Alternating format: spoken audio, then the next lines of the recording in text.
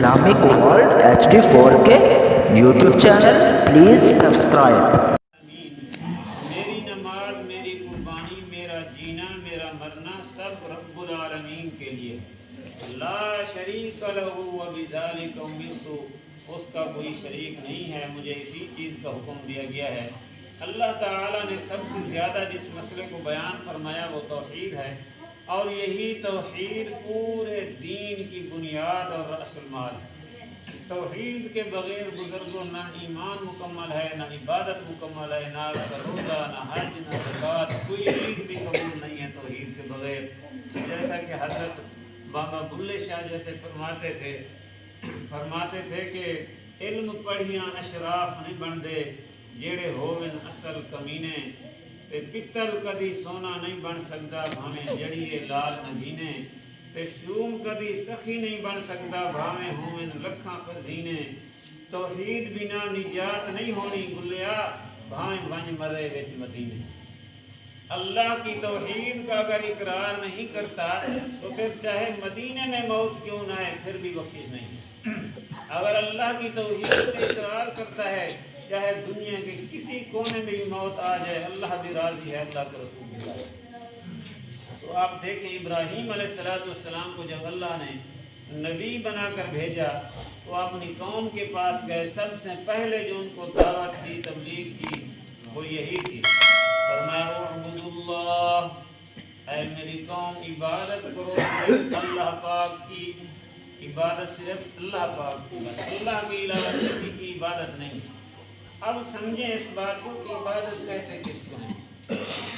جس کام کے کرنے سے ثواب ملتا ہو اس کو عبادت کہتے ہیں۔ جس کام کے کرنے سے ثواب ملتا ہو اس کو عبادت کہتے ہیں۔ مثال کے طور پر منت ہے، منوتی ہے، نظر و نیاز ہے، صدقہ ہے، خیرات ہے، قربانی ہے، دعا ہے، یہ سارے کام ایسے ہیں جن سے ثواب ملتا ہے، ثواب کی امید ہوتی ہے۔ تو جس کام سے ثواب کی امید ہو وہ عبادت ہے، اور عبادت صرف اللہ کے لیے ہوتی ہے اور کسی کے لیے نہیں۔ منت منوتی نظر و نیاز عبادت ہے اور یہ صرف اللہ کے لیے بس۔ تو فرمایا واتقوا اللہ، اور اللہ سے ڈرو، یہ بہتر ہے تمہارے لیے۔ اگر تمہارے اندر کوئی سمجھ ہے، کچھ عقل ہے تو تمہارے لیے یہی بہتر ہے۔ انما تعبدون من دون اللہ اوثانا، فرمایا تم بتوں کی عبادت کرتے ہو اللہ کے علاوہ۔ اب سمجھیں کہ وہ بت کیا تھے۔ بت کا مطلب یہ نہیں ہے کہ وہ خالی ایسے پتھر رکھ کے بعد ان پتھروں کو پوجا شروع کر دیتے تھے، نہیں۔ پتھروں کے اوپر انہوں نے بزرگوں کی شکلیں بنائی ہوئی تھی، جو پرانے بزرگ گزر چکے تھے، نبی گزر چکے تھے، ان کی شکلیں بنا کر سامنے رکھ لیتے اور ان کی عبادت کرتے۔ حقیقت میں وہ عبادت پتھروں کی نہیں تھی، سامنے تو پتھر تھے لیکن حقیقت میں وہ عبادت ان بزرگوں کی تھی، ان کو سجدہ کرتے تھے۔ حقیقت میں اور خیال یہی تھا۔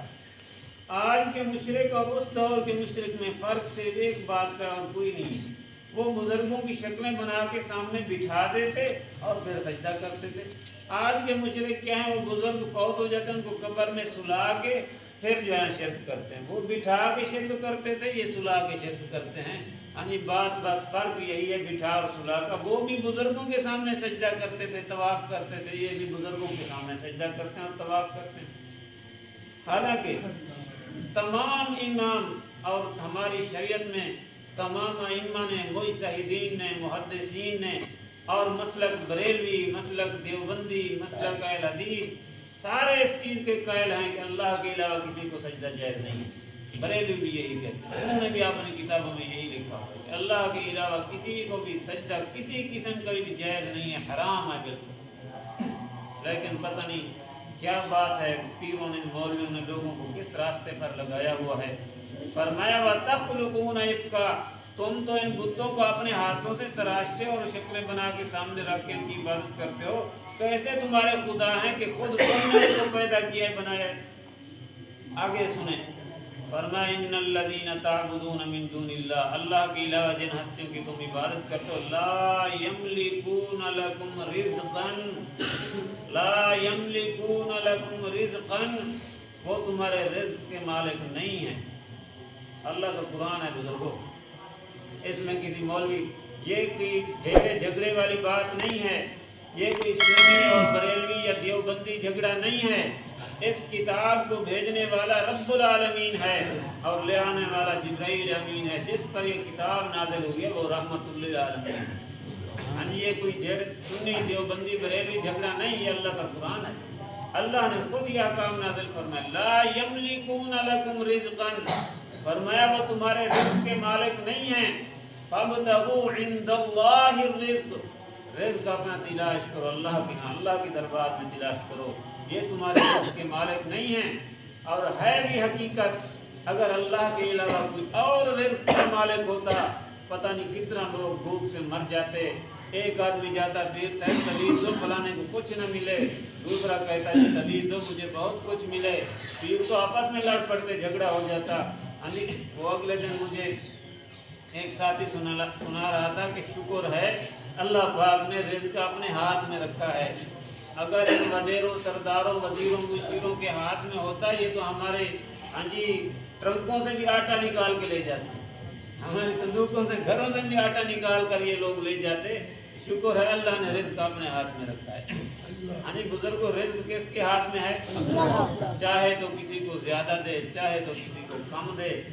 اللہ پاک نے ایک جگہ پر شکوہ بھی کیا، فرمایا وَأَمَّا إِذَا مَا ابْتَلَاهُ فَأَكْرَمَهُ وَنَعَّمَهُ فَيَقُولُ رَبِّي أَكْرَمَنِ، جب ہم کسی کا رزق بڑھا دیتے ہیں، اس کو عزت دیتے ہیں تو کہنے لگ جاتا ہے، اترانے لگ جاتا ہے، کرنا شروع ہو جاتا ہے یہ تو میرا کمال ہے، میں نے تو محنت بہت کی ہے، میں نے تو ڈگری حاصل کی ہیں، میں نے بڑی محنت کی ہے، میری محنت کا پھل مل رہا ہے، اللہ کا شکر ادا نہیں کرتا۔ یہ نہیں کہتا اللہ کا شکر ہے فصل اچھی ہوگی ہے، مجھے اللہ نے رزق اچھا دے دیا، نہیں، کہتا میری اپنی محنت ہے، میں نے محنت تو بہت کی ہے نا۔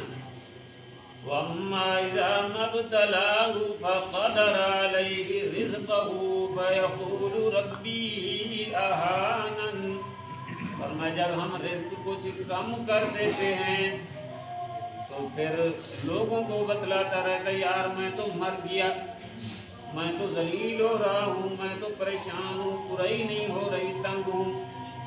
نہ وہاں پر اللہ کا شکر ادا کرتا ہے نہ یہاں پر اللہ کا شکر ادا کرتا ہے، حالانکہ ایمان والے کو اللہ کے بندے کو تو حکم یہ ہے اللہ رزق زیادہ دے تب بھی اللہ کا شکر ادا کرے، اگر کچھ کمی آ جائے وقت حالات آ جائیں تو پریشان نہ ہو، اللہ کے شکوے اور گلے نہ کرے بلکہ پھر بھی اللہ کا شکر ادا کرے، ہر حال میں اللہ کا شکر ادا کرے۔ فرمایا رزق کا مالک کون ہے بزرگوں؟ فابتغوا عند اللہ، رزق اللہ کے ہاں تلاش کرو، واعبدوا، اور اسی کی عبادت کرو اور اسی کا شکر ادا کرو۔ بزرگوں عبادت کے لائق وہ ہوتا ہے جس نے تمہیں پیدا کیا، پیدا کرنے والا کون ہے؟ مولویوں کو، پیروں کو، بزرگوں کو، نبیوں کو، ساری کائنات کو پیدا کرنے والا کون ہے؟ اللہ۔ عبادت کے لائق وہی ہوتا ہے جس نے پیدا کیا۔ دوسرے نمبر پر عبادت کے لائق وہی ہوتا ہے جو ہماری زندگی کا مالک ہو، ہمارے جینے اور مرنے کا مالک ہو۔ ہمیں زندہ کرنے کا اور ہمیں مارنے کا مالک کون ہے؟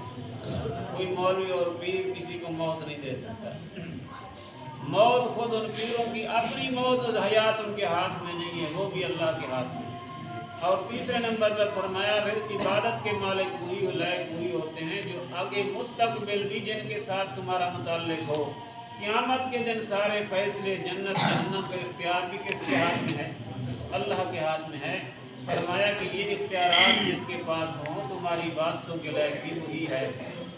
فرمایا کہ عبادت بھی اللہ کی کرو، شکر بھی اسی کا کرو، الیہ ترجعون، تم سب نے اسی کی طرف ہی جانا ہے، کوئی اور جگہ نہیں ہے، نہ اللہ سے تم بھاگ سکتے ہو۔ ترجمہ دیکھ لیں، فرمایا وَإِبْرَاهِيمَ إِذْ قَالَ لِقَوْمِهِ اعْبُدُوا اللَّهَ وَاتَّقُوهُ، اور ابراہیم علیہ السلام کو ہم نے رسول بنا کر بھیجا جس وقت انہوں نے اپنی قوم سے فرمایا کہ اے میری قوم اللہ ہی کی عبادت کرو اور اسی سے ڈرتے رہو، ذالکم خیر لکم ان کنتم تعلمون، یہ بہتر ہے تمہارے لیے اگر تم جانتے ہو، تمہیں کچھ علم ہے تو پھر بہتر یہی ہے کہ عبادت صرف کس کی کرو؟ سجدہ اللہ کا، رکوع بھی اللہ کا، نظر و نیاز بھی اللہ کی، طواف بھی اللہ کا، ہاں جی قربانیاں بھی اللہ کی، ہاں جی منتیں اور منوتیاں بھی اللہ کی، کسی اور کی جائز نہیں ہے۔ بھیک مانگنے والے آتے ہیں نا، کہتے ہیں نظر مولا نیاز حسین، ہم خوش ہو کر دے دیتے ہیں اس کو، حالانکہ نظر نیاز ایک ہی چیز کے دو نام ہیں۔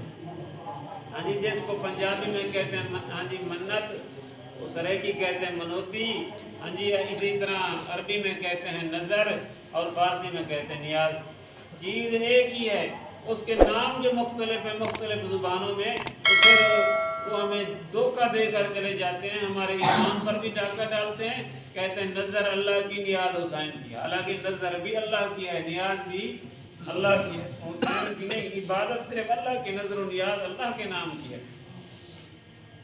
کہتے ہیں نہیں جی وہ ایسے کہتے ہیں اللہ کے نام کی دیتے ہیں۔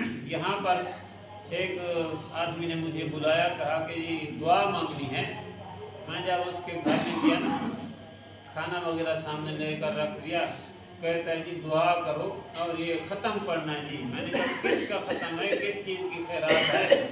کہنے لگا 11ویں والے پیر کے نام کی ہے۔ پھر میں نے جو نا اس کو پھر کہا، میں نے کہا اللہ کے نام کی ہے یا 11ویں والے پیر؟ نہیں نہیں اللہ کے نام کی نہیں، 11ویں والے پیر کے نام کی، وضاحت کر دی اس نے۔ اب بتلاؤ شرک اور کس چیز کو کہتے ہیں؟ ہاں جی خیرات بھی اللہ کے نام کی ہوتی ہے، آپ اللہ کے نام کی خیرات کریں، ثواب جس کو بھیجیں، بزرگوں کو بھیجیں، 11ویں والے کو بھیجیں، 12ویں والے کو بھیجیں، اپنے ماں باپ کو بھیجیں، یاروں کو، دوستوں کو، رشتہ داروں کو، سب کو بھیج سکتے ہیں، لیکن ہو اللہ کے نام کی بس۔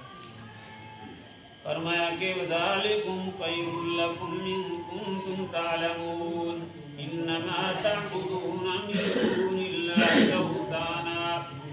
ایک جگہ پر اچھا ایک حدیث سنا کے بس بات ختم کرتا ہوں۔ نبی پاک صلی اللہ علیہ وسلم نے ایک واقعہ بیان کیا بنی اسرائیل کے دور پر۔ آپ نے فرمایا کہ ایک آدمی ایک مکھی کی وجہ سے جنت میں چلا گیا اور ایک آدمی ایک مکھی کی وجہ سے جہنم میں چلا گیا۔ مکھی کی وجہ سے جنت میں اور مکھی کی وجہ سے جہنم میں۔ صحابہ نے عرض کیا اللہ کے رسول وہ کیسے؟ آپ نے فرمایا 2 آدمی تھے، یار دوست جا رہے تھے، راستے میں راستہ بلاک تھا، آگے بجاور بیٹھے تھے کوئی دربار بنا کر، انہوں نے کہا ٹھہرو ادھر، جیسے پولیس والے نا ناکہ لگا کے بیٹھے ہوتے ہیں، بیٹھ ادھر ٹھہرو، ہاں جی کیا کریں؟ پہلے ہمارے بزرگ کے نام پر چڑھاوا چڑھاؤ۔ انہوں نے کہا ہم تو مسافر ہیں، ہمارے پاس تو ہے ہی کچھ نہیں۔ انہوں نے کہا نہیں کچھ بھی ہو تھوڑا بہت تو دو نا ہمارے بزرگ کے نام پر، پھر ہم آگے جانے دیں گے۔ اور کوئی راستہ نہیں تھا آگے جانے کے لیے، راستہ ہی صرف کوئی ایک لگتا تھا۔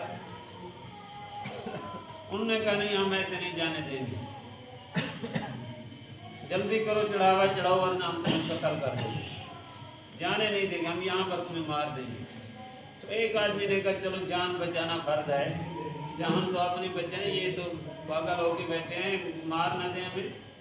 اس نے ایک مکھی بیٹھی، اس نے ایسے ہاتھ مارا، مکھی مار گیا، اس نے کہا یہ لو جی تمہارے بزرگ کے نام پر۔ اس نے کہا چلو کچھ تو دیا نا تم نے، کوئی بات نہیں ہے، اس کو چھوڑ دیا، رہا کر دیا۔ دوسرے نے کہا کہ میں جو کچھ بھی دوں گا اللہ کے نام پر دوں گا، ایک مکھی بھی اللہ کے نام کے علاوہ کسی کے نام پر دینے کے لیے میں تیار نہیں ہوں۔ اس کو انہوں نے قتل کر دیا۔ لیکن تو کیوں نہیں دیتا ہے، کون آ گیا؟ انہوں نے قتل کر دیا۔ آپ صلی اللہ علیہ وسلم نے فرمایا جس کو انہوں نے قتل کیا، جس نے کہا میں اللہ کے علاوہ کسی کے نام پر کچھ دینے کے لیے تیار نہیں ہوں، فرمایا یہ سیدھا جنت میں جائے گا۔ جس نے ایک مکھی بھی اللہ کے علاوہ کسی اور کے نام پر مار کر دی، وہ سیدھا جہنم میں جائے گا۔ اور شرک کی بخشش ہے ہی نہیں، معافی ہے نہیں۔ اگر زندگی میں توبہ کر لی تو پھر تو بخشش ہے، دروازے کھلے ہوئے ہیں، لیکن اگر زندگی میں معافی نہیں مانگی، توبہ نہیں کی، تو گزرا سے مر گیا شرک کی حالت میں، نہ اس کے اپنے عمل کام آئیں گے، نہ پچھلوں کے عمل اس کے کام آئیں گے، کچھ بھی کام نہیں آئے گا۔ فرمایا کہ انما تعبدون من دون اللہ، بے شک تم عبادت کرتے ہو اللہ کے علاوہ بتوں کی، بتوں کو پوج رہے ہو، وَتَخْلُقُونَ إِفْكًا، اور تم نے خود ان کو تراشا ہے، گھڑا ہے۔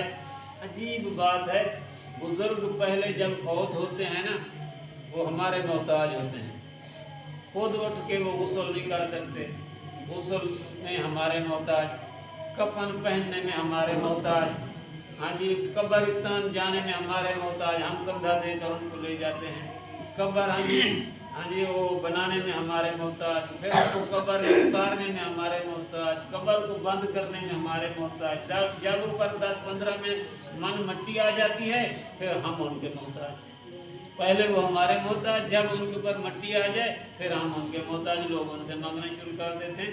عجیب سمجھ ہے عجیب لوگوں کی، اللہ پاک اپنے در پر آنے کی توفیق نصیب فرمائے۔ فرمایا کہ جن کی تم اللہ کے علاوہ عبادت کرتے ہو، لا یملکون لکم رزقا، ان الذین تعبدون من دون اللہ، بے شک اللہ کے علاوہ جن بتوں کی تم عبادت کرتے ہو، لا یملکون لکم رزقا، سورۃ العنکبوت ہے 20واں پارہ ہے، جس کو شک ہو رہا ہو وہ خود جا کر گھر میں آیت کا ترجمہ دیکھ لے، آیت نمبر 17 سورۃ العنکبوت۔ فرمایا لا یملکون لکم رزقا، وہ تمہارے رزق کے مالک نہیں ہیں، فابتغوا عند اللہ الرزق واعبدوہ واشکروا لہ، بس تلاش کرو تم اللہ کے ہاں رزق اور اسی کی ہی عبادت کرو اور اسی کا ہی شکریہ ادا کرو، الیہ ترجعون، پھر اسی کی طرف ہی تم نے لوٹ کر جانا ہے۔ اللہ پاک توحید والی زندگی